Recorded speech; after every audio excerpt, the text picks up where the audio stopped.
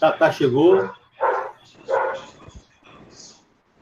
Eu recebi até uma informação aqui. Está sendo gravado. Tá gravando já, hein? Aqui aparece para mim o nome. Agora sim. Eu estava rodando a telinha. Agora nós estamos falando, ok. Boa noite a todo mundo. Quem estiver assistindo de manhã, bom dia. Boa tarde para quem estiver vendo de tarde. A gente está começando mais uma reunião do NEP, da Federação Espírita Paraibana.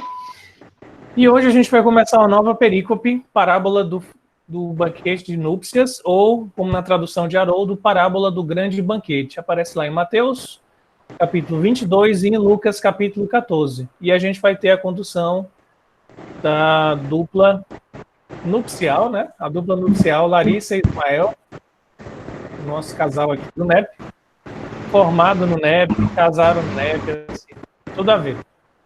Então, assim, já passa a palavra para eles dois. Hoje vai ter momento artístico, vai ser muito legal. E aí, Ismael, Larissa, é com vocês.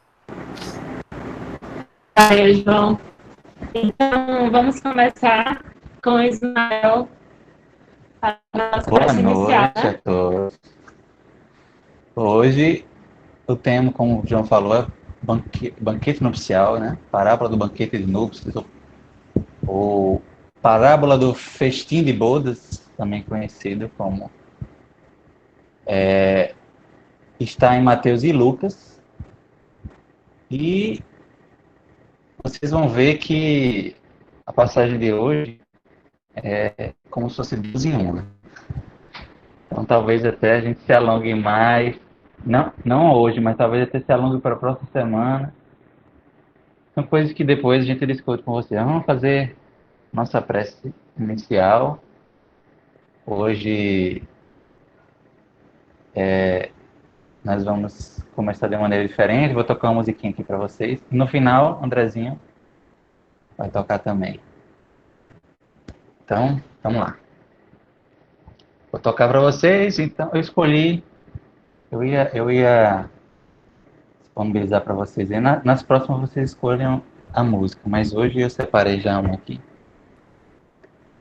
Que é uma música que eu gosto muito. Uma das músicas que eu toquei lá no início da Escolha de Luz. Que nós tocamos. Que é Asas. Tá me ouvindo bem?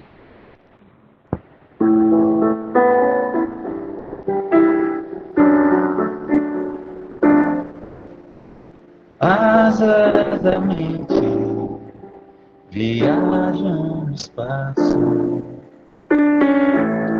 buscam fronteiras ainda desconhecidas, me levam pra dentro de mim, me fazem descobrir novas terras, um outro reino que não terá fim, pra me entender e a paz achar.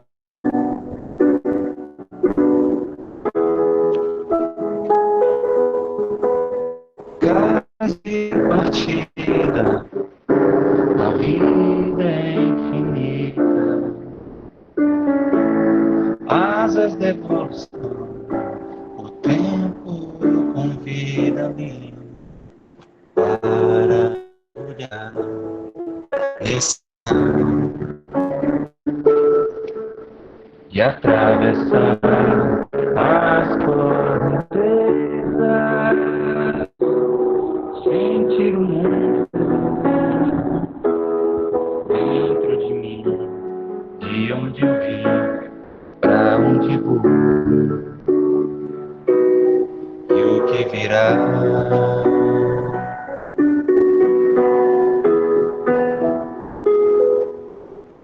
Depois, asas dos sonhos, que os sonhos são para sonhar.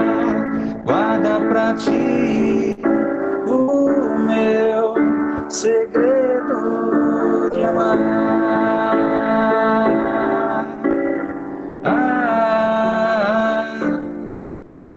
No peito, a voz minha voz te dirá.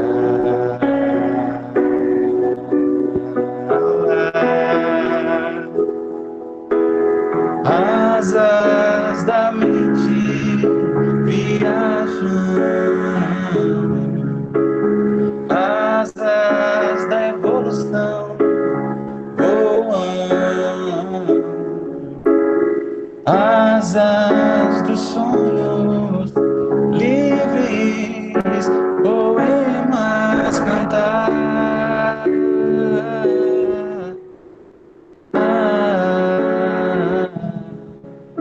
No peito, a voz, minha voz te dirá.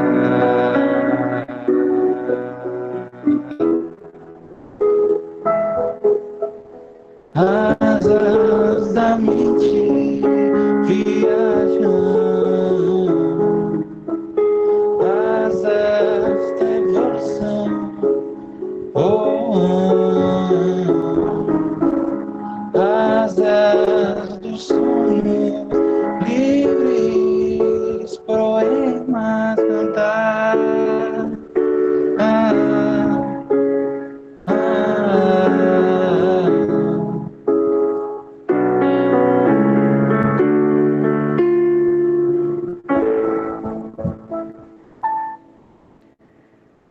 Que assim seja. Uhul! Agora, Deu para ouvir direitinho, gente? Porque estou sem retorno. Mas vamos. Show de bola.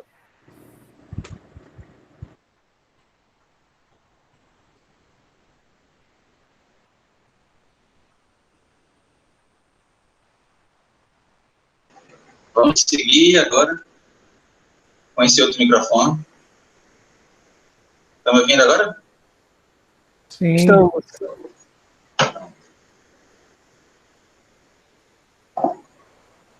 bem, gente, vamos seguir esse roteiro, né? Leitura da perícope, vamos ver um vídeo de Remake Beats, depois o momento que Diego adora narrar, que, onde, quando, como, comentários bíblicos, certo? Então pode passar, João. E essa figurinha aí? Essa figura é bem ilustrativa, né? Sim, essa figura está contando boa parte da parábola numa só foto. Certo. Mostra uma pessoa que não está vestida adequadamente, tem alguns servos retirando ele, a gente dá para ver um rei, né? A gente está descendo um banquete, né? As pessoas se reclinavam, né, para poder comer, né? Vejam que é bem diferente de como é hoje. Então, já conta muita coisa da parábola. A gente vai ver que tanto o Lucas narra como o Mateus, mas o de Mateus, né, é bem diferente do de Lucas. E o de Mateus parece ser 3 histórias em 1, né?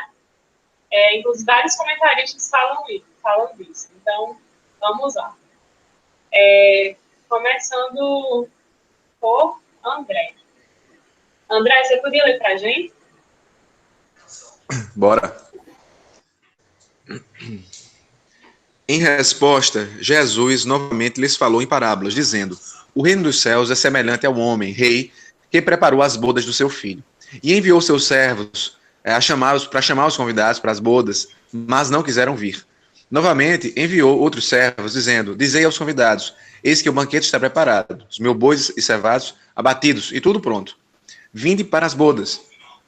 Mas eles se foram, sem se importarem, um para o seu próprio campo, outro para o seu negócio, e o restante, agarrando os seus servos, os ultrajaram e mataram. O rei ficou irado, e enviando suas tropas, exterminou aqueles assassinos e incendiou as cidades. Então diz aos seus servos: as bodas estão prontas, mas os convidados não eram dignos. Ide, portanto, às saídas das estradas, e convidais para as bodas todos que encontrardes. E os servos, saindo por aquelas estradas, reuniram todos quantos encontraram, tanto os bons quanto os maus, e as bodas se encheram de convivas. O rei, entrando para contemplar os convivas, viu ali um homem que não estava vestido com a veste nupcial, e disse-lhe: companheiro, como entraste aqui sem veste nupcial? Ele se calou. Então o o restaurante, ó. O rei disse aos servidores: depois de amarrar os seus pés e suas mãos, lançai-o para fora, nas trevas exteriores. E ali, servidores, ali haverá o pranto e o ranger de dentes, porque muitos são chamados, mas poucos os escolhidos. Mateus. Então, aí está Mateus. Essa parábola é bem conhecida por ser bem densa, né? Quando a gente lê a primeira vez, a gente fica um pouco tonto. Igual a algumas passagens. Muita simbologia. Ô, Ismael. Oi. Tem aí, depois eu falar, uma coisa que me intriga é quando ele fala assim, né, que chamou bons e maus. Né, foram bons e maus para o banquete. Sim, nós vamos chegar lá. Não, aí a minha pergunta é porque o rei, ele viu só um homem sem a roupa nupcial, né? E ele foi colocado para fora. Aí eu fiquei pensando o que seria essa roupa nupcial, já que foram convidados bons e maus, né? Então teria mais de um e, a princípio, para mim, não teria a roupa nupcial, né? Mas, enfim. Uhum. A gente vai ver alguns comentários culturais a respeito disso, né? O contexto cultural a respeito disso. Mas é algo que me intrigou também. Eu perguntei para Ismael justamente isso, né?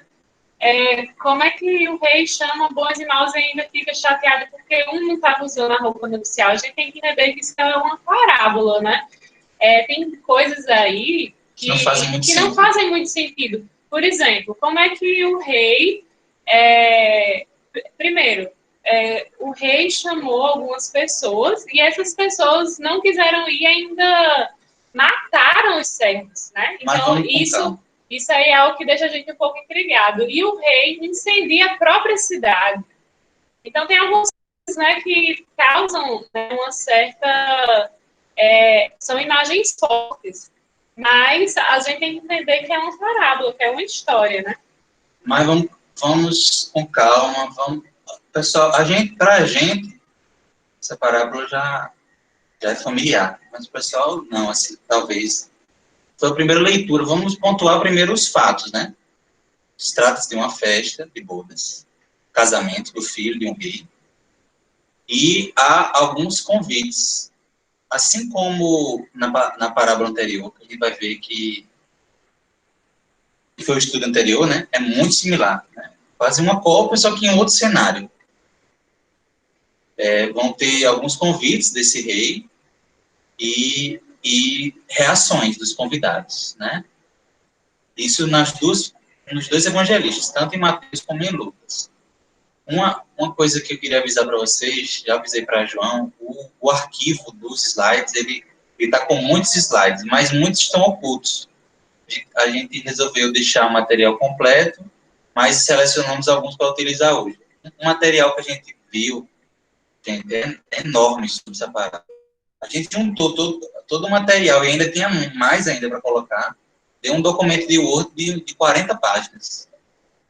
Então, a gente conseguiu ler tudo, por incrível que pareça, e tentando selecionar o mais essencial. É muito comentada essa passagem. E ainda mais porque vocês vão ver que Mateus e Lucas têm diferenças assim, bem interessantes.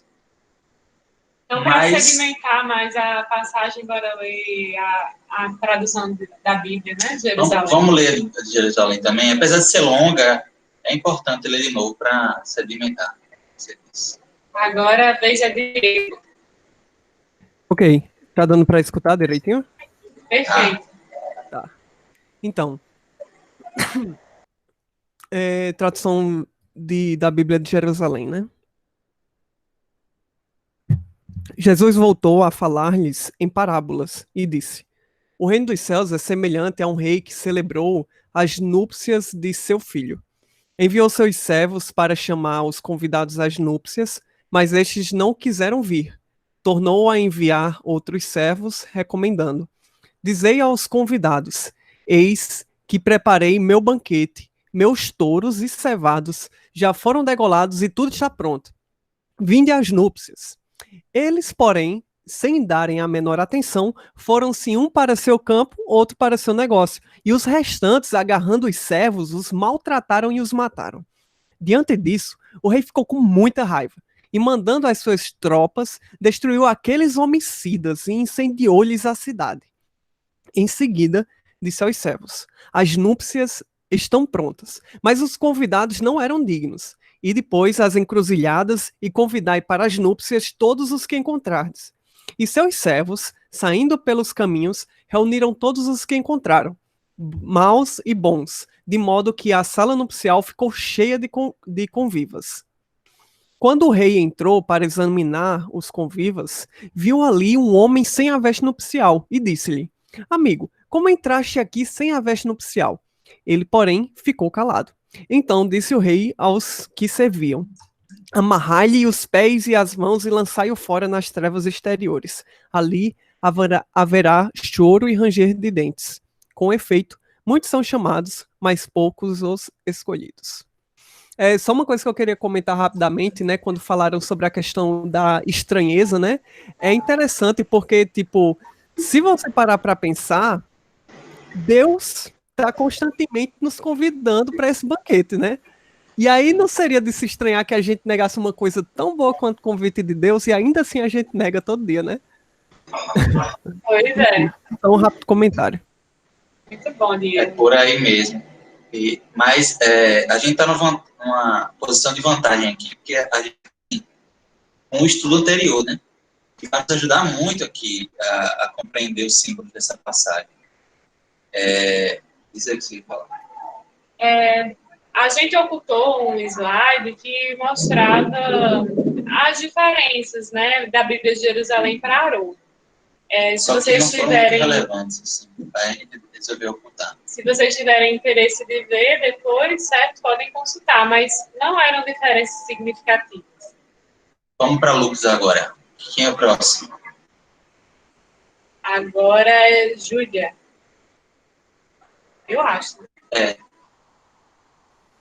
Oi, gente. Olá. Boa noite.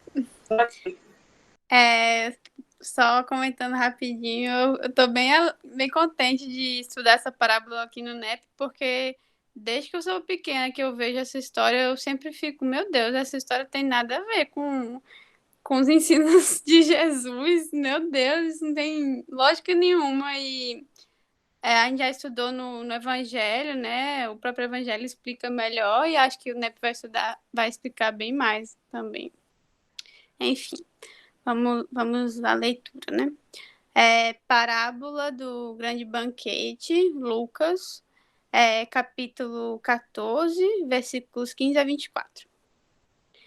Ao ouvir estas coisas, um dos comensais lhe disse: bem-aventurado aquele que comer pão no reino de Deus.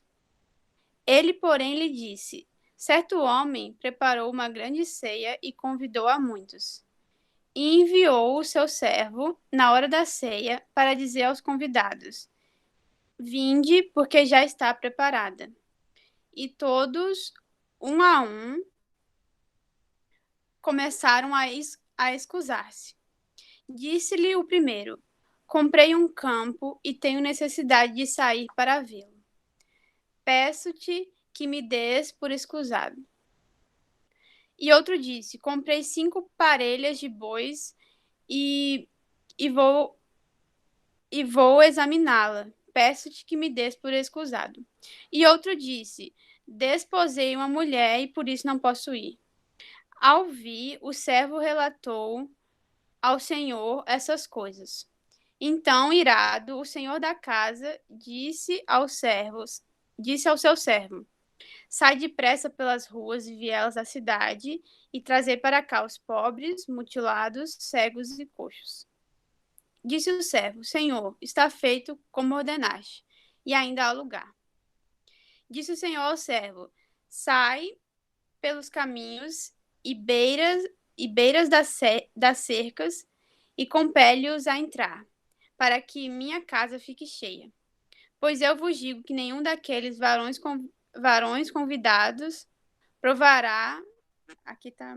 Minha foto tá na frente, mas acho que provará da minha ceia.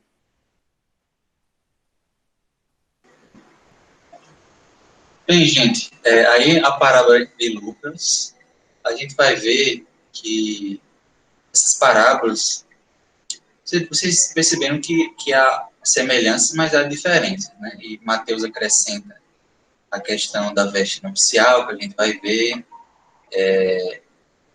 Lucas, essa narração de Lucas está em outro contexto. Vocês vão ver que começa com um comensal, uma pessoa que estava lá no... Jesus estava na casa de alguns fariseus e estava dentro de um contexto de uma discussão ali.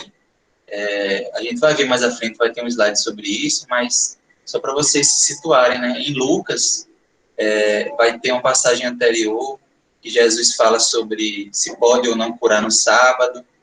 Ele faz a cura no sábado, é um sábado. Depois tem esse momento do banquete lá, que ele fala que é preciso, quando a gente chegue num banquete ou numas bodas, a gente não busque o melhor lugar, né? Que deixe o melhor lugar para outros. Aí vai um cara e diz isso: bem-aventurado aquele que comer pão no reino de Deus. E aí Jesus começa a falar essa parábola em resposta ao que ele falou, né? Bem, vai ficar mais compreensível depois, mas só para vocês contextualizarem essa parábola de Lucas. Vocês acham necessário a gente ler a tradução da Bíblia de Jerusalém? Não, é muito... Vou perguntar se eles acharem necessário. Pronto, segue. Paulo, Segue o jogo. É muita coisa. Gente, só uma coisinha aqui, interrompendo, uma questão técnica. Tem pessoas tentando voltar para a chamada, como Maiara, Alexandre, e não estão conseguindo. Eu fiz um teste aqui pelo meu celular e também fica aparecendo assim, esperando alguém autorizar.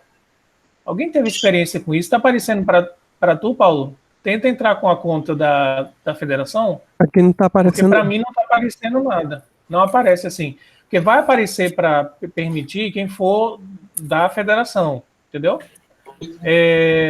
Para mim estava assim, João. A hora que eu saí, eu troquei meu nome, que eu estou com o nome de Rafaela. Quando eu troquei para Israel, fazia o pedido, ficava esperando, não entrava. Daí eu voltei com o Rafaela, entrou. Poxa, gente, não sabia. Nunca aconteceu isso. Estranho. Coisa estranha. Aí, assim, como o Paulo tem várias contas da federação, aí talvez apareça para ele. Talvez seja um problema aqui no login que eu fiz com o NEP. Apareceram os outros pedidos, mas de um tempinho para cá não está aparecendo. Entendeu? Vou tentar sair e vou entrar de novo com Israel. Vamos ver. Eu tô dizendo que não. Oi, gente, com o meu e-mail deu certo, mas quando eu abri no computador sem nada, não rolou, não. Alexandre apareceu para mim agora e já atualizei. Tá. Então agora. Obrigado, viu, gente? Tem mais alguém? Agora. Israel já tá, né? Como é que vocês que estão aqui não saiam. Se vocês estão aqui, Diana entrou, conseguiu. Vou ficar como Rafaela mesmo. Agora, normalmente, quando a pessoa entra, Michele, quando a pessoa entra e ela não aparece cai, nada para mim. Isso que é estranho. Quando a pessoa não aparece para mim os pedidos, entendeu? Não apareceu não, João? Não. Vai aparecer. Não apareceu.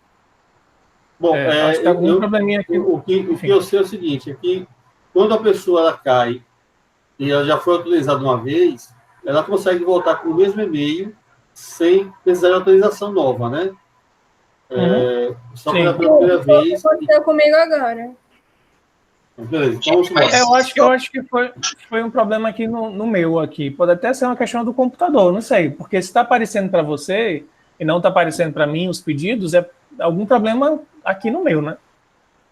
Não faz sentido. Só pela ordem. Enfim, vamos lá. Tem mais alguém para entrar? Acho que não. Então vamos seguir. Se der esse problema, você avisa, viu? Beleza. Então vamos para o próximo slide. Faça a tradução da Bíblia de Jerusalém. Vamos para a comparação entre evangelistas. É muito interessante isso aí. Bora seguir a sequência. Alexandre, naquele... Sim. Vamos voltar para Alexandre. Alexandre, você poderia ler?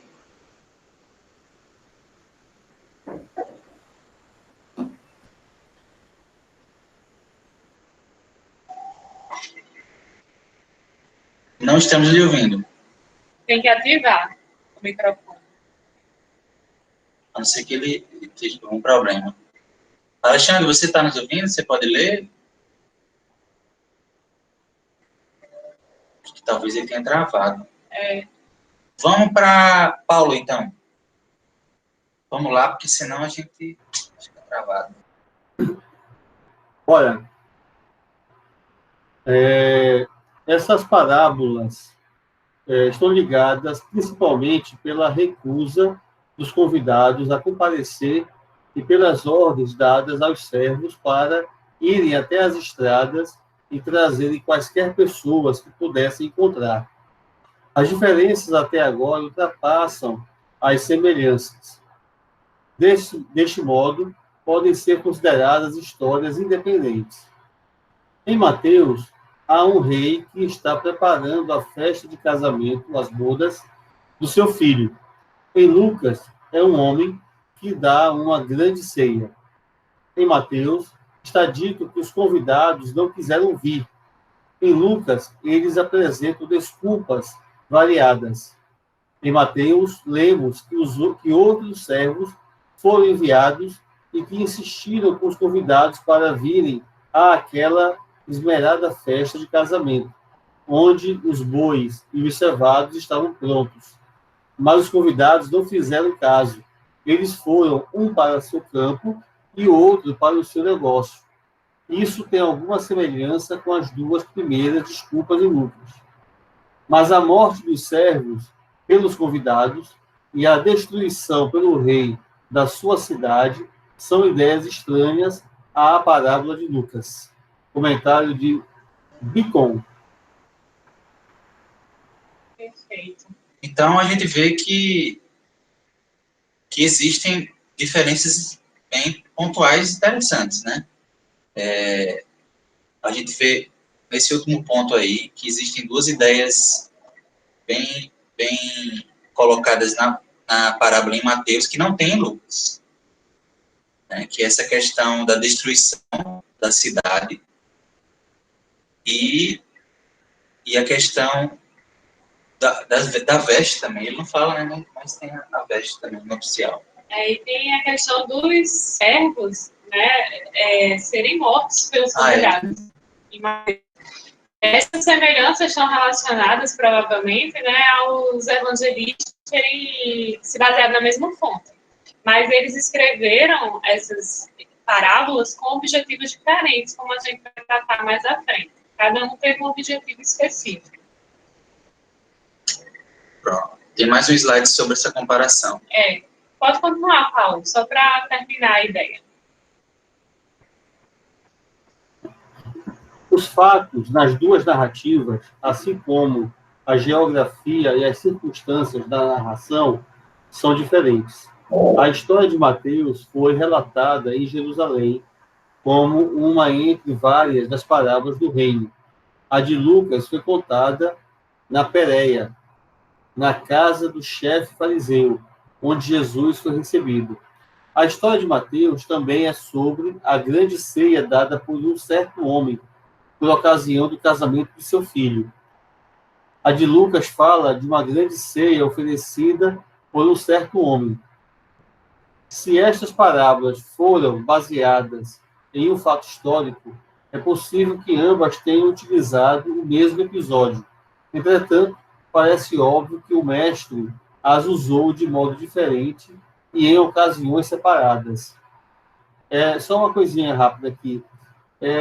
No próprio comentário de Bacon, ele colocou também que a história de Mateus foi um certo homem também, não seria o rei, não? Está correto essa Na verdade, em Mateus é um rei e em Lucas é um certo homem. Não é rei. Aí na continuação aqui ele fala que é certo homem, tanto em Mateus como em Lucas. né? Um certo homem. Mas beleza, mas vamos considerar que é o rei, que a gente sabe quem foi o rei. É porque Mas ele diz veja, assim, na tradução, que pelo menos Haroldo adota, ele diz uma ceia dada por um homem, entre vírgulas, rei. Então, Bacon, né, quando ele está caracterizando justamente a parte de Mateus, ele especifica realmente que é um rei. É porque aí ele é omitido. Os dois são um homem, né? Um identificado como rei e o outro não. Mas vamos agora para o vídeo de René Kivitz. João, você consegue copiar para eles? Feliz entrou agora.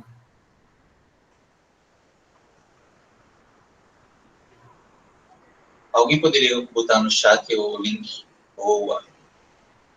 Então, podemos todos ver, já a partir de agora, o vídeo do René Kivitz.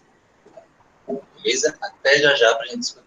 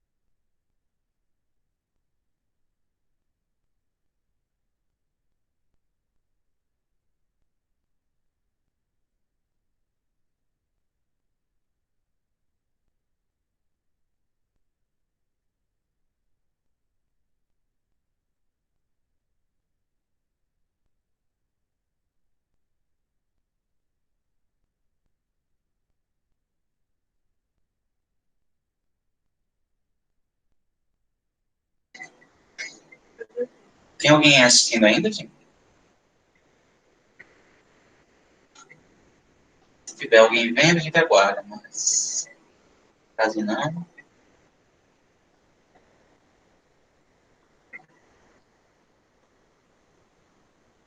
Beleza. João já foi, Diego, Tyson, Israel, Maiara, Alexandre.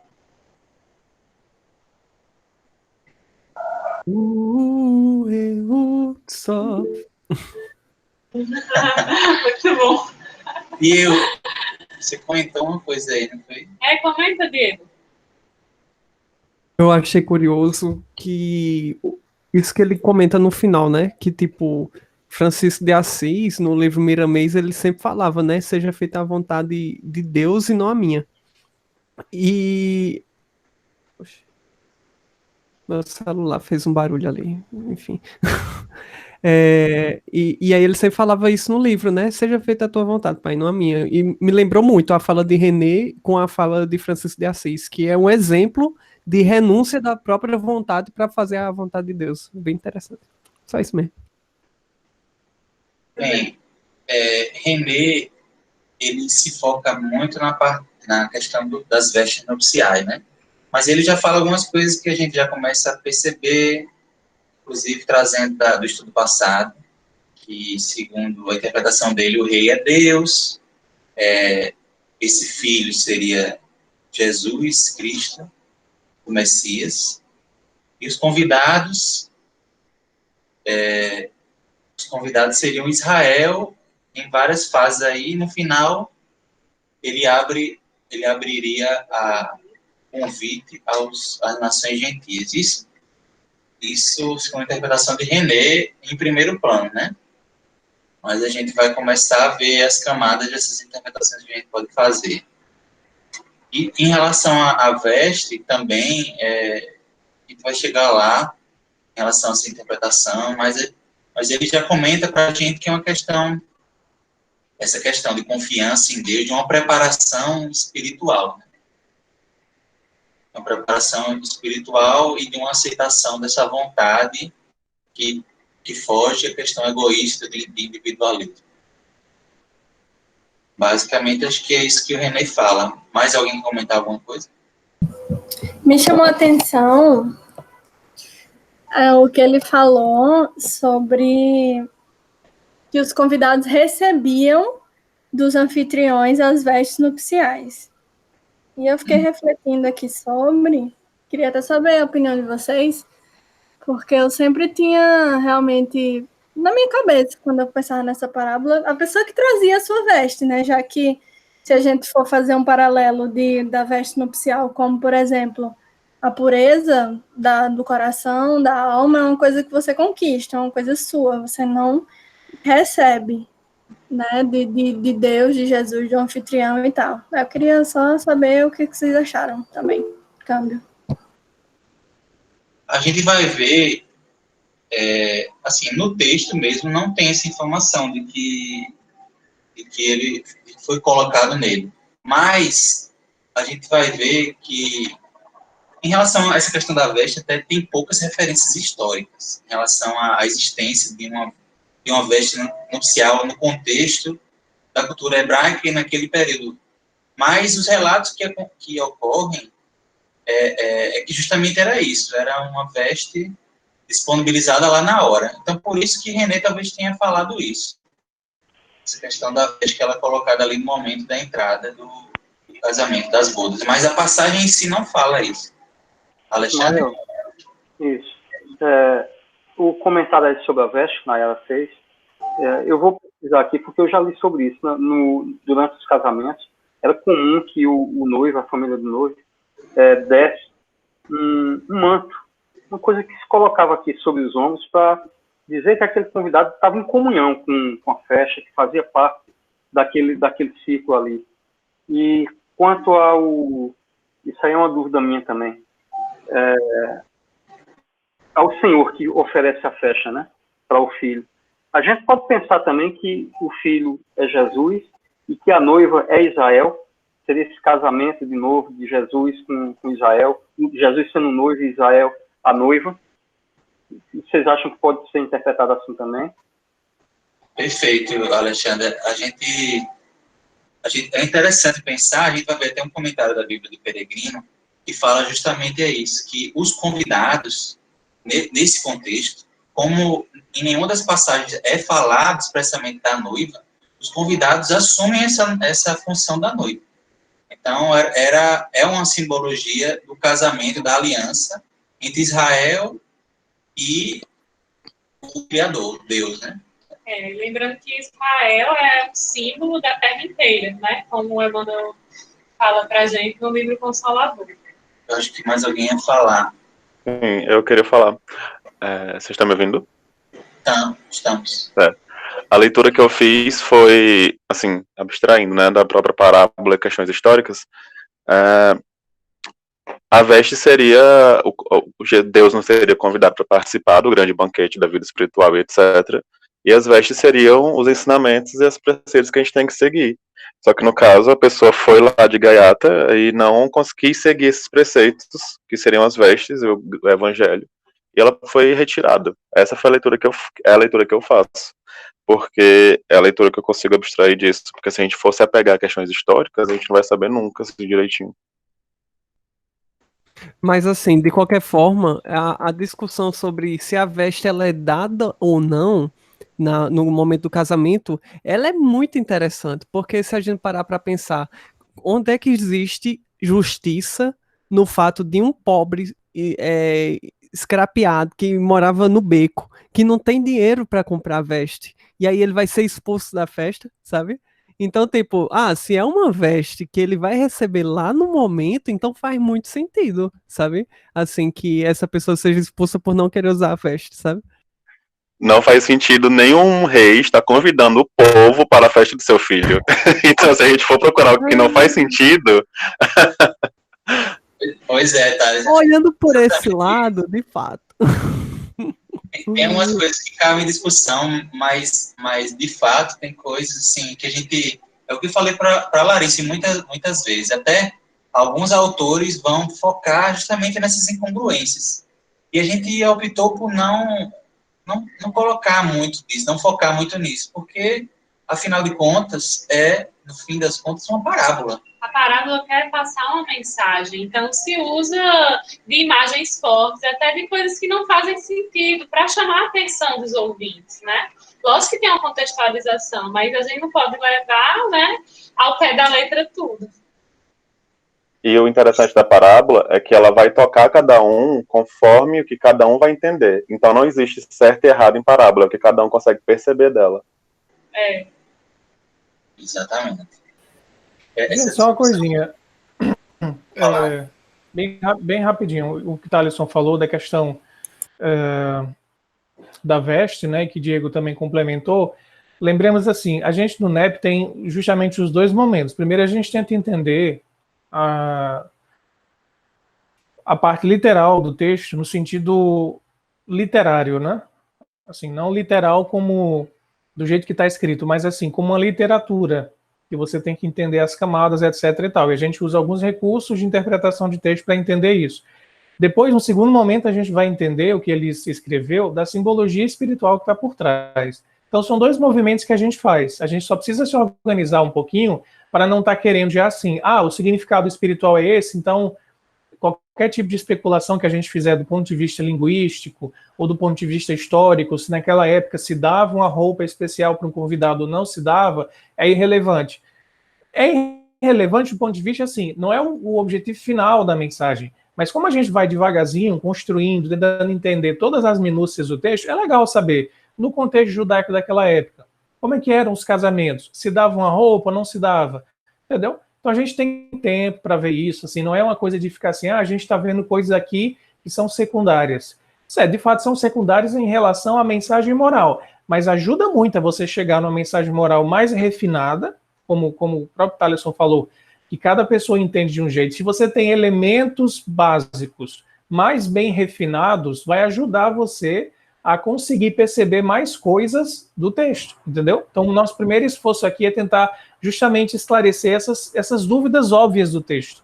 Depois que a gente conseguir esclarecer o que for possível, aí a gente avança pegando esse elemento e tentando chegar no tesouro. que é a mensagem moral. Beleza? Então a gente sempre faz os dois movimentos e é de boa, nada se perde não.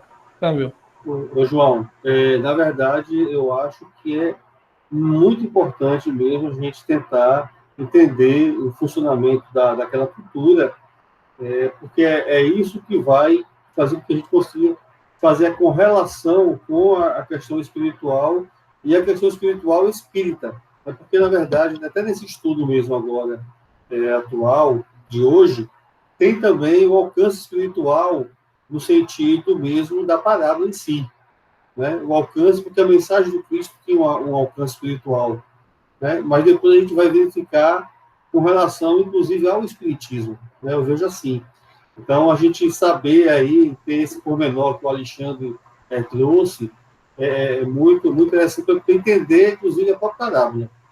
Então, Perfeito, amigos. É isso que a gente vai fazer hoje. Vocês vão ver aí que os slides estão cheios de contextualização. Então, vamos em frente. Vamos fazer... Essa parte das vestes é um dos últimos slides. A gente está muito ansioso, antecipando as coisas. Mas é porque o René que falou, né? Mas vamos começar por partes. Vamos ver direitinho. O que, acho que a observação só que a gente estava comentando é para que a gente não se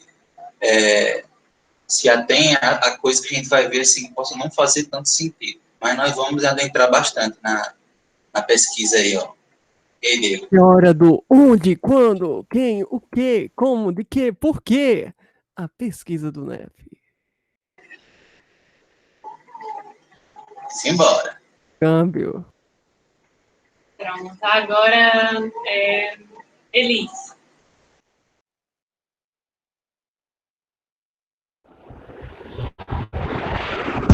Só um minuto, gente.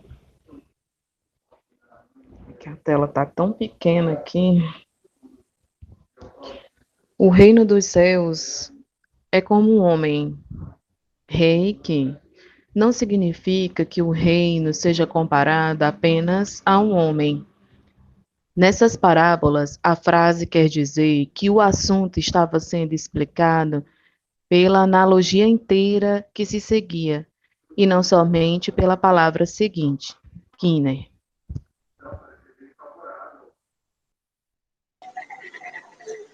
Pronto, só para a gente ter noção, várias vezes Jesus usa essa construção, né? O reino dos céus é como tal coisa, é como um homem que faz tal coisa, é como... E aí ele introduz uma história. Não necessariamente o reino dos céus é igual à conduta daquele homem especificamente, mas é como a lição que está querendo ser tratada aí, né? O contexto total. Só para a gente não correr risco de interpretar dessa forma. Deu para entender?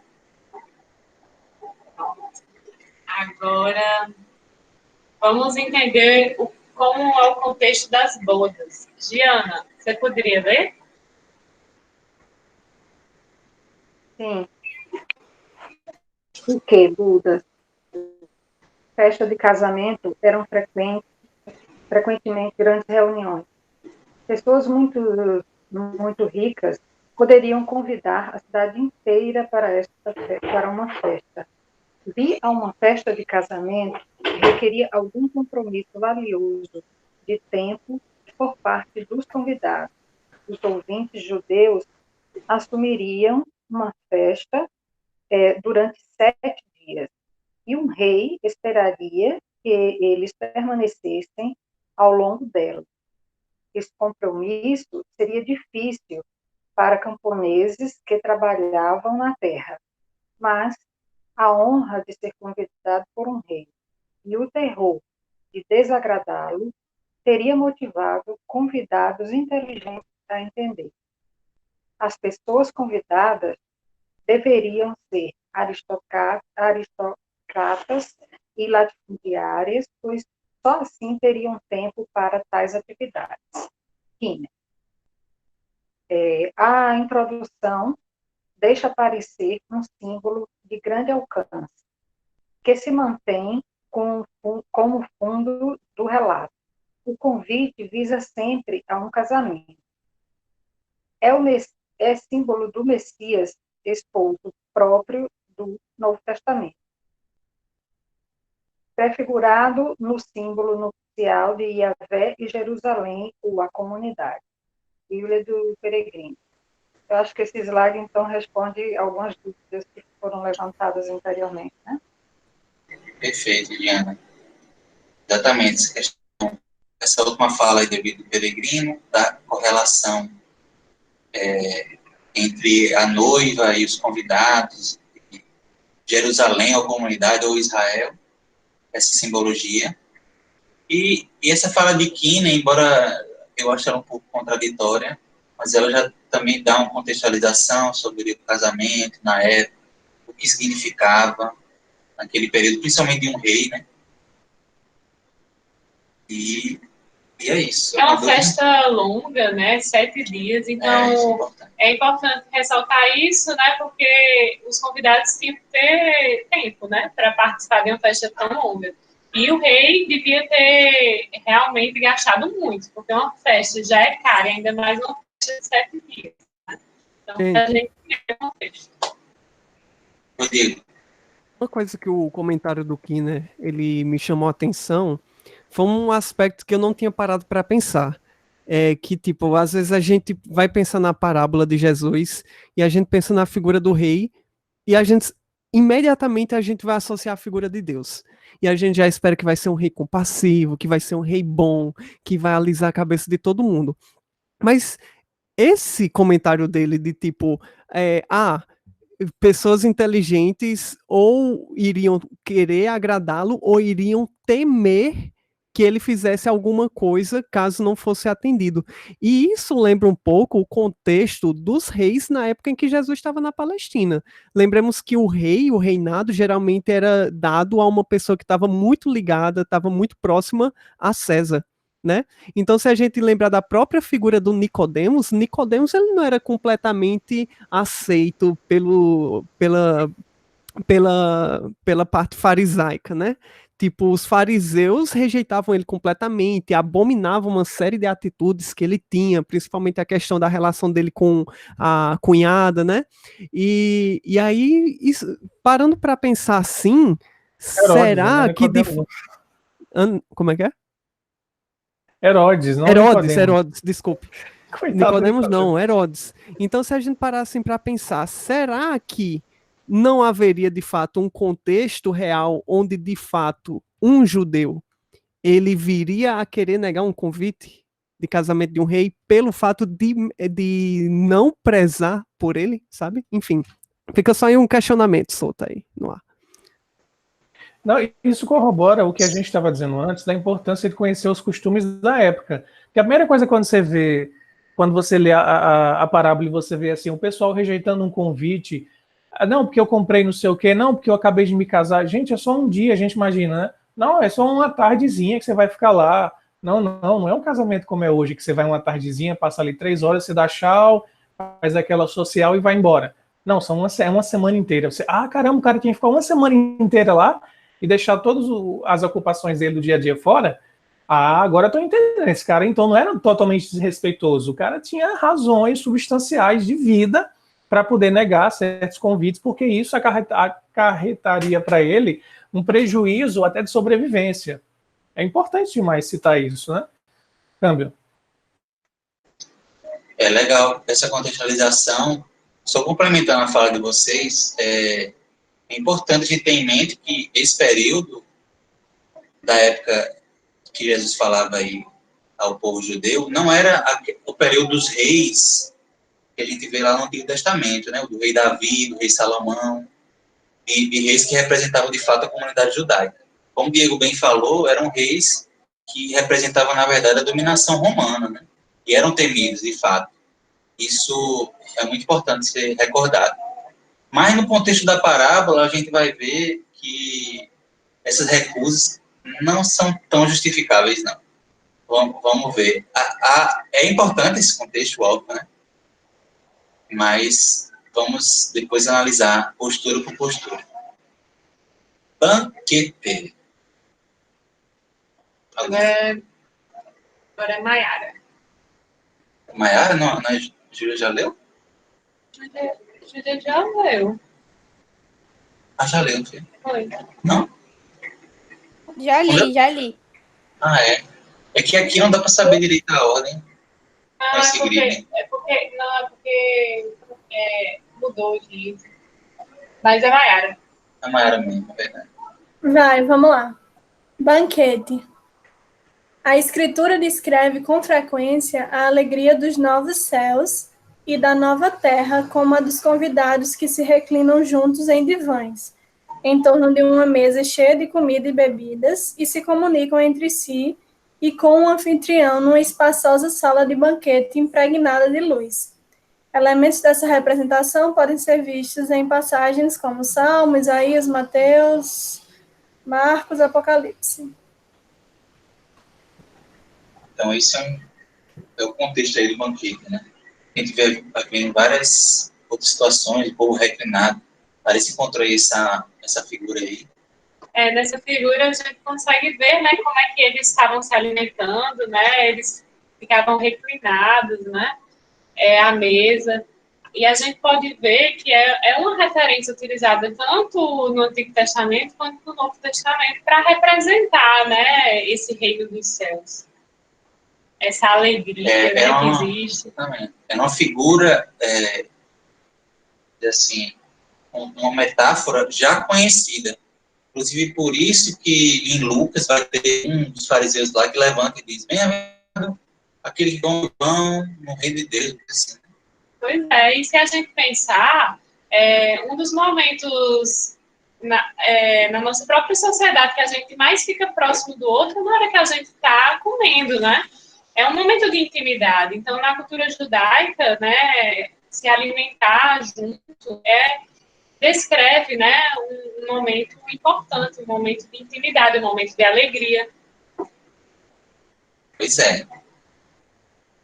Por isso é que eu já vejo algumas pessoas ali se alimentando durante o Ned bastante. É um momento de comunhão. Pronto. Agora, Nayara.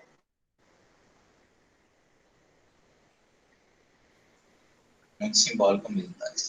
Rei e o filho do rei. Nas parábolas, normalmente os rabinos comparavam Deus a um rei. Aqui um filho representava Israel. O cenário era também normalmente uma festa de casamento para o filho. Aí a gente já viu, né? Só para deixar claro, essa figura já era conhecida, essa comparação. Do rei sendo Deus e o filho sendo Israel, sendo a comunidade. Bom, mas aí, no caso, muda em relação a próprio René Kivitz, né? Que tinha Israel como convidado, sim, e não como filho, né? E assim, pegando a própria história de tudo que a gente já viu sobre os evangelhos, o filho seria efetivamente Jesus, né? Assim, foi quando a gente viu pela primeira vez a palavra filho, foi com Jesus. Os demais eram servos, tal, né? Eu achei estranho o Kinner trazer aí, no caso, Israel como sendo filho. Kinner, como é judeu, ele está falando aqui dos rabinos que falavam da Torá. Então, o contexto tanto dos midrashes, das interpretações das tradições escritas e orais, tinham esses pontos que falavam desse. É só para avisar que o herdeiro chegou, viu? Falando em filho do rei. O interessante dele falar ali, que é essa interpretação da comunidade judaica da época, entender ali Deus como rei, e quando Mateus ele escreve essa parábola ali, está escrevendo para judeus, né? Aquelas pessoas que conhecem a lei, conhecem os costumes. Então, quando ele fala assim, um homem rei, está querendo a simbologia, vamos dizer assim, que o rei seria Deus e o filho dele, no caso, o Messias Jesus, né? Ele estava trazendo assim direto para o povo judeu entender, vamos dizer assim, essa autoridade do Cristo dentro da parábola, né? E sendo esses primeiros convidados aí a comunidade judaica, né? Esses esses doutores da lei que Jesus estava querendo vislumbrar como câmbio. Perfeito, Israel. Ele estava ali cutucando mesmo, né? Pegando um símbolo existente e dando um outro significado. Então, muito, muito bem colocado. Vamos para o próximo? Convidados. Olha, chegamos neles aí. Agora é João. Vamos lá. Convidados. Comentário de Champlin. Estão em vista principalmente os judeus, conforme a parábola deixa entrever sua intenção principal. Mas, por aplicação, pode significar todo aquele que recebe o convite para dedicar-se a uma inquirição mais séria, profunda e espiritual. Mediante essa interpretação, a parábola assume sentido universal, chegando até mesmo a nós. Comentário agora de Kinner.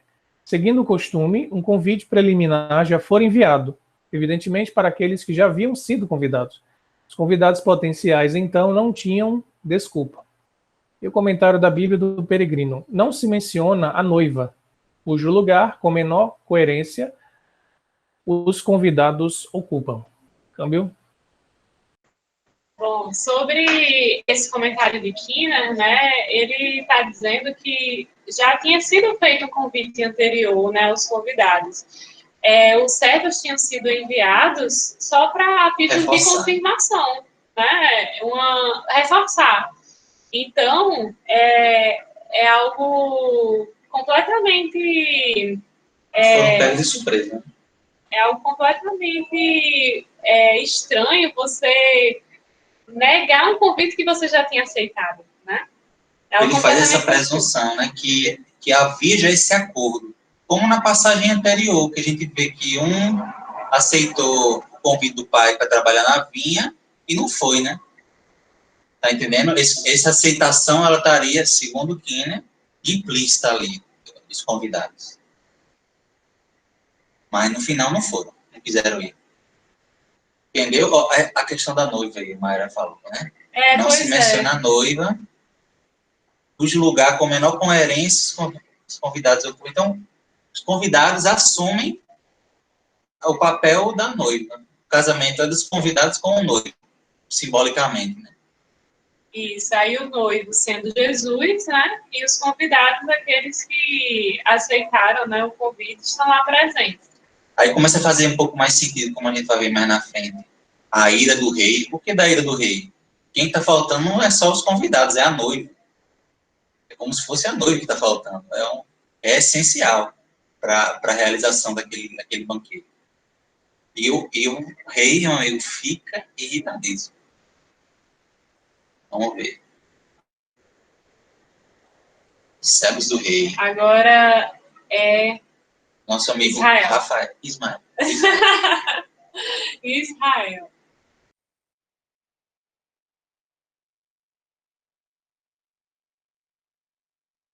Deixa eu abrir o microfone aqui. Não estava querendo abrir o microfone. Servos do rei.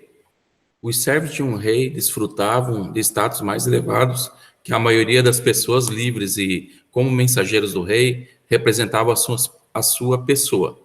Os povos antigos desprezavam universalmente o tratamento hostil do arauto ou emissário.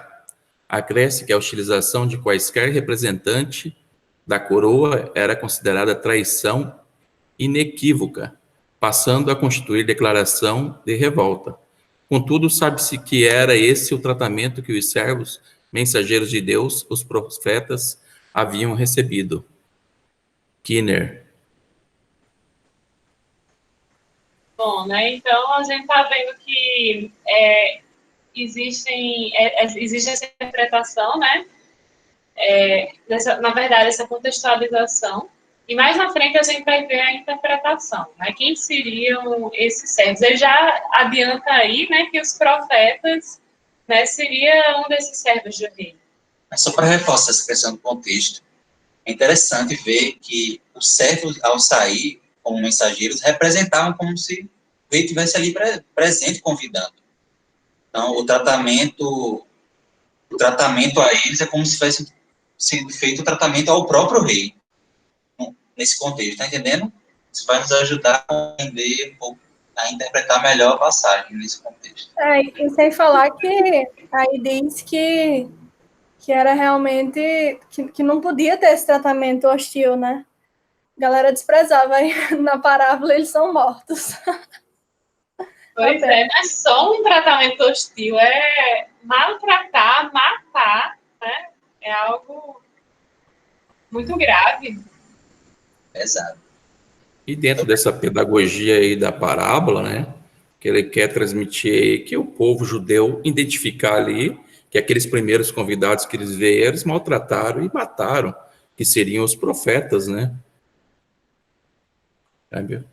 Exatamente. Essa interpretação, inclusive, muito parecida com o que a gente viu no estudo passado. Essa figura aí já é o convite final, né? O convite que abre aos pobres, aos gentios. Excluídos, aos gentios, aos estrangeiros, que é o último convite.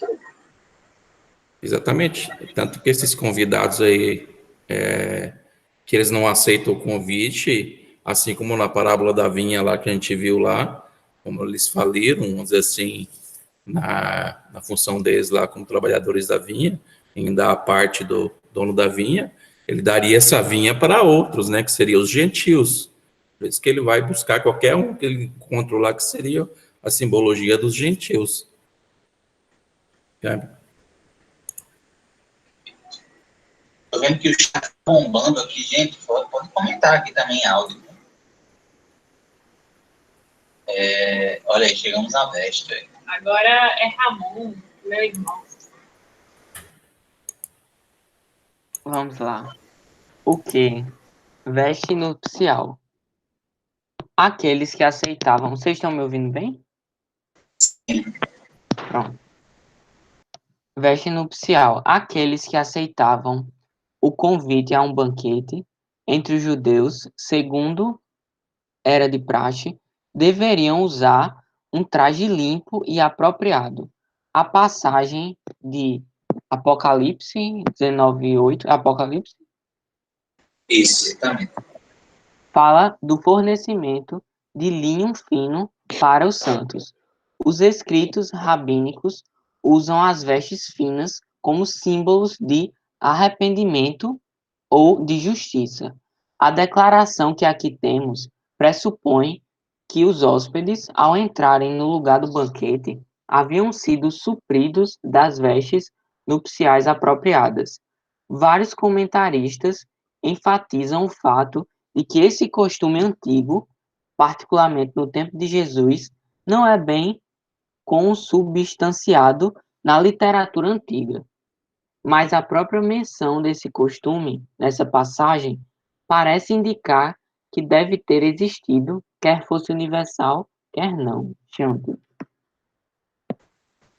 Então, justamente aquilo que a gente estava comentando, né? O Alexandre também comentou, e como o Paulo e João comentaram, é importante a gente fazer essa contextualização, entender que possivelmente existia esse contexto, né, esse costume antigo, né? Muito embora a gente já falou que não está expressamente dito na passagem, mas quem estava ouvindo ali possivelmente presumiu que fosse essas vestes, né, que já havia esse costume de entrar e ser vestido com aquela veste. Enfim, os convidados. E referências aí, possivelmente, a essa veste, o que poderia ser. O Apocalipse talvez fale sobre isso, essa coisa mais transcendental dessa veste, né? Mas, enfim, é algo bem simbólico que a gente vai ter que usar, vai ter que fazer a interpretação bem cuidadosa, porque referências não existem muitas, não, sobre o que seria exatamente essa veste. Vamos chegar no nosso último nível ali de interpretação para a gente trazer, que é o que encerra a palestra, a passagem de Mateus, né? É uma figura muito importante essa veste. Algum comentário a mais? Alguma dúvida? Davi Kardec vai falar nisso. Não, é interessante a relação que que Champlin faz com o Apocalipse para tentar esclarecer a passagem, né? A gente vê muitos comentadores fazendo isso, usando a Bíblia para explicar a própria Bíblia. Isso é muito importante se fazer, entendendo que há uma unidade assim de pensamento nesses escritos. Isso não vai ser 100%, mas em grande parte a gente vai encontrar isso. Então, assim, se você vê lá no Apocalipse, se dizendo que haveria um fornecimento de linho para os santos, no momento da comunhão, então faz sentido que, né, num casamento que é tratado em parábola também, a veste nupcial, a veste especial para o casamento fosse fornecida. Então se tenta explicar usando os elementos que tem. É de se notar, quando o próprio Champlin escreve, que não se está bem consubstanciado na literatura antiga esse costume. O que ele está dizendo? Ó, a gente não encontrou, né, registrado nos livros antigos, em massa, essa informação. Nos casamentos era fornecida a roupa, nos casamentos era fornecida a roupa. Você não vê muito essa informação explícita assim. Isso não está consubstanciado, né? Por isso que ele cita Apocalipse. Mas é uma pressuposição que faz muito sentido, né, dentro do contexto inteiro. Câmbio? Com certeza. Alguns comentaristas vão dizer que se há uma menção na escritura evangélica, uma menção expressa a essa veste, é muito provável que esse costume de fato existisse, não fosse algo colocado aí gratuitamente, né? Então, faz muito sentido isso aí. Vamos lá, vamos entrar nos comentários bíblicos. Esse primeiro comentário da Bíblia de Jerusalém é mais uma contextualização, indicando quem é o que, basicamente, segundo essa interpretação deles. Faz um grande resumo. Para a gente ter um panorama geral, né? Quem está na vez? Agora, volta aqui. Thaleson. Tá. Olá. Comentários bíblicos, né? Aqui. Tá. Parábola. Com abundantes traços alegóricos, como a precedente, a dos vinhateiros homicidas, e que transmite a mesma lição. O rei é Deus, o banquete nupcial representa a felicidade messiânica, enquanto o filho do rei é o Messias. Os enviados são os profetas e apóstolos, os convidados existenciosos que ultrajam são os judeus. Os convocados às encruzilhadas são os pecadores e pagãos. O incêndio da cidade contém uma referência à ruína de Jerusalém. A partir do versículo 11 muda a cena. Trata-se agora do juízo final. Mateus parece ter combinado sobre duas parábolas. Uma análoga a Lucas e a outra de que temos a conclusão nos versículos 11 seguintes. O homem que atende o convite deve vestir a roupa nupcial. As obras da justiça devem acompanhar a fé. Com efeito, muitos serão chamados, mas poucos escolhidos. Está em Mateus. Essa sentença parece referir-se à primeira parte da parábola antes que à segunda. Com efeito, não se trata dos eleitos em geral, mas dos judeus, os primeiros convidados. A parábola não afirma, mas também não exclui a possibilidade de que alguns entre eles tenham atendido ao convite e assim tenham sido escolhidos. Então, a interpretação já da Bíblia de Jerusalém, a gente refletiu muito sobre essa parte final que ele nos apresenta, e ele divide Mateus como se Mateus estivesse falando duas parábolas em dois contextos diferentes, segundo a Bíblia de Jerusalém. Enfim, é interessante ver, porque às vezes acontecia isso, né? Mateus juntava muito mais por temas do que uma preocupação cronológica. A gente vai ver mais, talvez, em Lucas, que era mais com isso. Então, talvez por tratarem do mesmo tema, ele tenha unido essas duas parábolas, porque essa parte das vestes não tem em Lucas, né?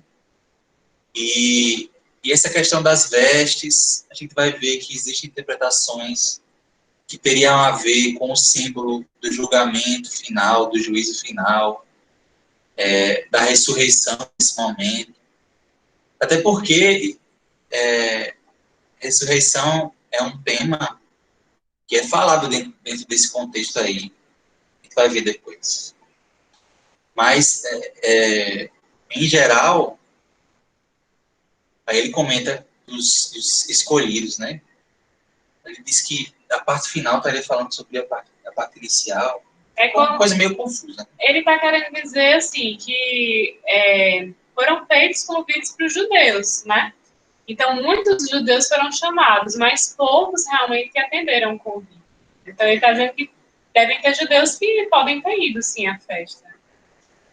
Eu acho que ele está falando isso porque em Lucas, por exemplo, não se relata essa parte Das vestes. Não se relata a parte das vestes. Aí ficaria mais ou menos uma enxerga ali. Isso. Como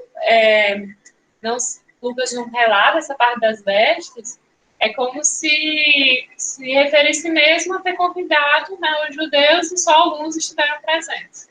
Isso que Larissa falou é importante, assim, não há menção que todos os convidados negaram. Pode ser que uma parte tenha ido. Isso alguns comentaristas vão dizer. Interpretando assim o que a parábola não fala. Enfim, gente, alguma dúvida sobre isso? Vai ficar claro cada vez mais. O próximo slide, se não me engano, dá uma... Não, o João quer falar alguma coisa?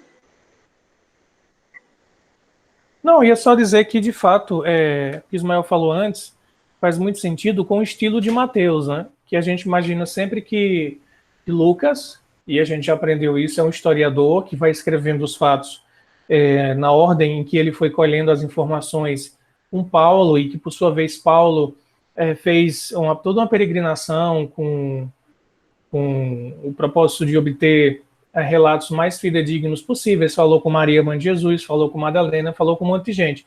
E passou essa tarefa para escrever para Lucas. Tanto é que Lucas escreve essa parábola depois de Jesus ter ido para a casa de um fariseu. Então, assim, ele já começa assim, os comensais, ele já estava dentro de um banquete, né? Então, em Lucas está bem ordenado. Em Mateus, o estilo é diferente, ele vai agrupar temas.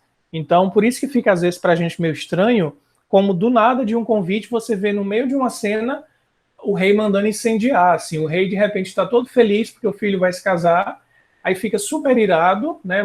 Parece bipolar, muda completamente a postura psicológica dele, porque não atenderam ao convite. Ao que parece, assim, no texto, é como se ninguém realmente tivesse atendido, ou pouquíssima gente tivesse atendido.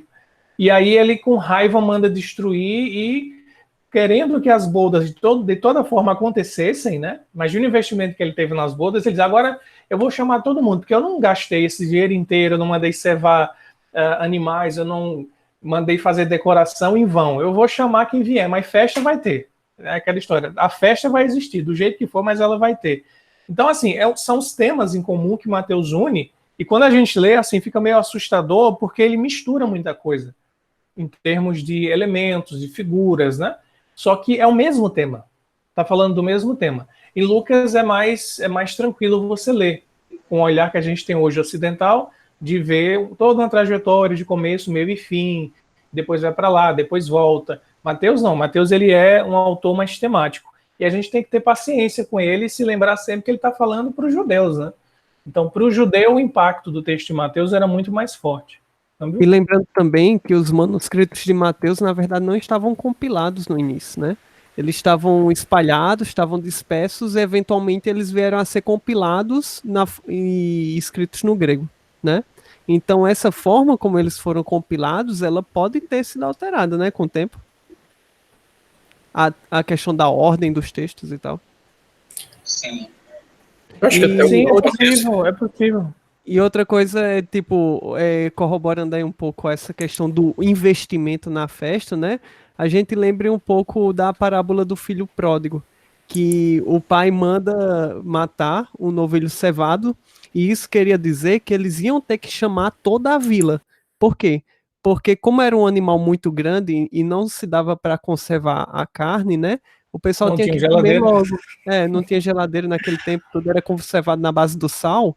Ela tinha que ser consumida de qualquer forma. Então, tipo, o rei ele tinha duas opções, deixar tudo apodrecer ou de fato chamar a gente para comer, sabe? Uhum. Muito bom esse detalhe que vai ser comentado. A questão também que eu falo assim, dentro desse enredo aí de Mateus pro povo judeu, né, que ele queria mostrar esse Cristo como Messias ali, até o relato, por ser depois, vamos dizer assim, de tempos dos fatos passados ali, essa questão desse Deus irado ali, também aquela questão da destruição do templo de Jerusalém também, né, como castigo, vamos dizer assim, de não ter aceitado aquele convite para eles se identificarem, vamos dizer assim, e essa revolta da divindade do Deus seria a destruição do templo, o que ocorreu de fato, né? Então, juntando dentro dessa parábola, essa narrativa indicando ao povo judeu, né? Esses fatos. Ele se identificar dentro da parábola, né? Câmbio. Perfeito, Israel. Realmente, como o João falou, essa atitude do rei violenta, ela chama atenção na passagem. E existe realmente relatos e da forma que é colocada, que dá para relacionar realmente com essa destruição do Templo de Jerusalém. Tanto é que a maioria dos comentadores fala justamente isso, dessa relação, vamos dizer assim, de uma projeção, uma profecia desse momento de destruição. Que Jesus faz várias vezes, né? Inclusive no sermão profético. Agora, já estamos chegando perto do final, como a gente já imaginava, não vai dar para terminar hoje. Mas, por sorte ou não, talvez a espiritualidade me preparando, semana que vem nós teríamos um feriado. Mas, não sei se vocês vão concordar comigo, não faz muito sentido a gente não ter estudo, né? Em tese, não teríamos estudo. Mas a nossa proposta aqui é que a gente tenha estudo na próxima terça-feira para terminar o assunto de hoje. Nós vamos ler apenas esse slide aí, que esses primeiros slides justamente contextualizam geral a parte de Mateus e a parte de Lucas. E no próximo a gente termina os slides e a proposta também de Larissa é que a gente assista uma palestra de Haroldo sobre o tema, Parábola de Festim e Bodas. A gente vai colocar lá no grupo. E aí, todos assistimos. Na próxima terça-feira, depois que a gente terminar os slides, a gente comenta um pouco também sobre essa palestra de Haroldo. Pode ser, gente? Todos de acordo? Tranquilo, por mim, show de bola. Afinal, o coronavírus, né, foi feito para isso. Mentira. Exatamente. Já falei aí para tranquilizar vocês, mas vamos então só ler esse último slide aí, que é algo que a gente já estava falando. Oi, Israel. Não, eu ia falar que tem também o estudo lá do estudo do Evangelho, do Espiritismo, lá que tem até a tua participação nesse roteiro aí mesmo. É nessa passagem exclusiva. Estava ali. Você estava lá. Cai de paraquedas. Ele está rindo porque está com vergonha. É difícil dar com a fama.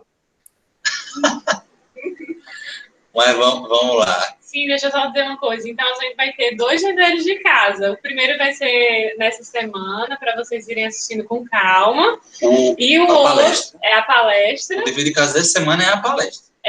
E na semana seguinte, aí vai ter o dever de casa como é de costume, com os livros, né? Que tem comigo. É muita coisa. Meu amigo. Vai dar um trabalhinho para fazer a divisão. Mas bora lá, comentários bíblicos. Lê, já que você não leu. Ah, é? Lê, já acabou. Então vamos lá. Uma das mensagens principais de Lucas é que precisamos mostrar gentileza, até mesmo com aqueles que não podem retribuir a mesma. Se vocês forem ler essa parábola, é justamente Jesus dizendo, não convidem pessoas que vão retribuir, né? Convidem aqueles que não vão poder retribuir, os pobres, os estropiados, certo? Esse é o contexto da parábola de Lucas. Isso é antes da nossa passagem em Lucas, né? Só está contextualizando, porque tem a ver, né? Não tem como não falar. Então, sua lição, pois, visa essencialmente destacar a moral e a ética, mas Mateus também tem o seu alvo nessa narrativa. O relato de Mateus procura ilustrar por qual razão o ministério de Jesus visava essencialmente os pobres e os desprezados, incluindo os pecadores notórios, como também tensionava mostrar por que o povo de Israel, e especialmente seus líderes religiosos, não se beneficiaram desse seu ministério. O primeiro grande convite fora feito primeiramente aos justos, às autoridades religiosas e aos líderes. Mas estes não tinham tempo para perder com o convite do rei, embora se considerassem pessoas retas e morais.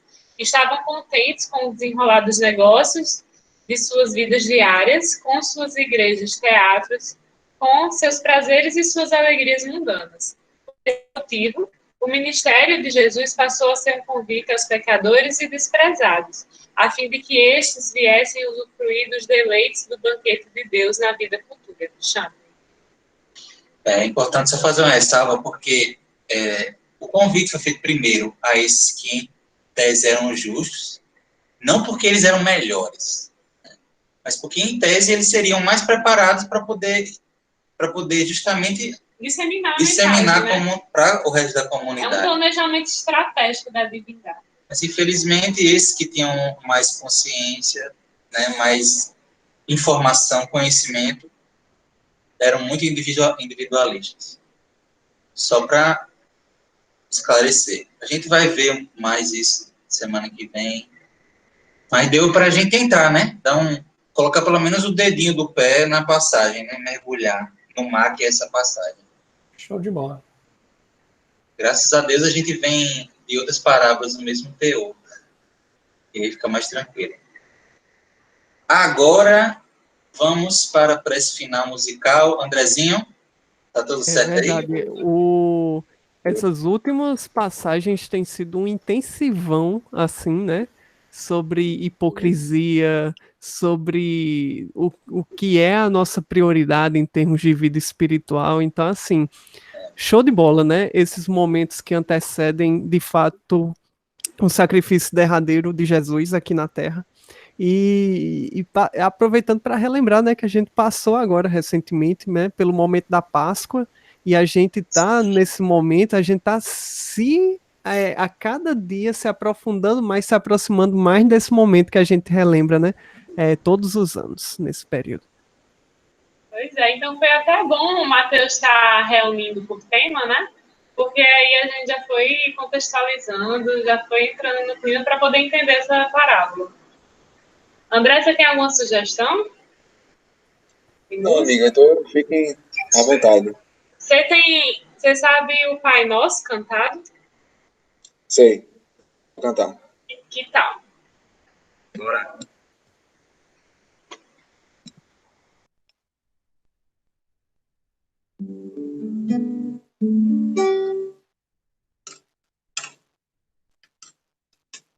Me escutam bem?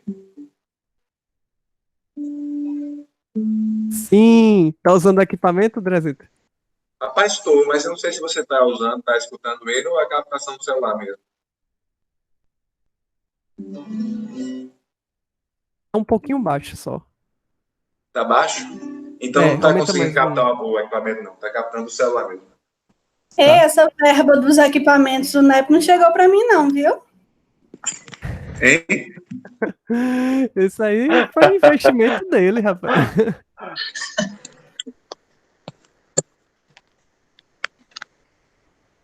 Até agora eu tô esperando meu microfone de Sandy Júnior. Quando você tiver mais frequência, você ganha. Tem uma listinha. Olá, pessoal. Vamos lá.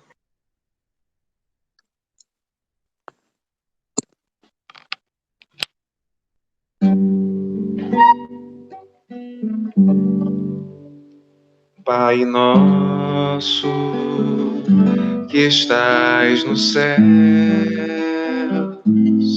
santificado seja o vosso nome, venha a nós o vosso reino, seja feita a vossa vontade, assim na terra como nos céus. assim na terra como no céu.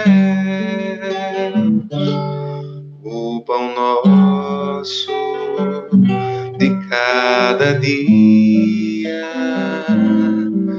dai-nos hoje, ó Senhor. Perdoai as nossas dívidas, assim como perdoamos aos nossos devedores. Não nos deixeis cair em tentação, mas livrai-nos de todo o mal. Não nos deixeis cair em tentação, mas livrai-nos de todo o mal.